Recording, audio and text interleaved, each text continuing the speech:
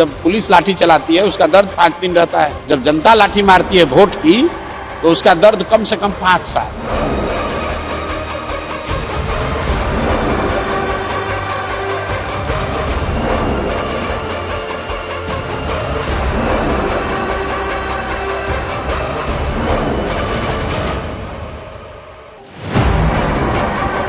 मुद्दा ये है कि लोकतंत्र है, आप गांधी की बात करते हैं और आप यहाँ लाठी तंत्र बनाए हुए हैं। पिछले 3 वर्ष में 87 से ज्यादा शांतिपूर्ण प्रदर्शनों पर, धरनों पर नीतीश कुमार ने लाठी चलवाया है। अनगिनत जो भी समाज का वर्ग यहाँ आया है उस पर नीतीश कुमार ने लाठी चलवाई। पूरे देश में 3 वर्ष में जितनी लाठी चार्ज बिहार में हुआ है, धरनों पर, प्रदर्शनों पर, मार्च पर, पूरे देश में कहीं नहीं हुआ है। बिहार के 5 करोड़ युवाओं का आवाज आप कैसे दबा सकते हैं?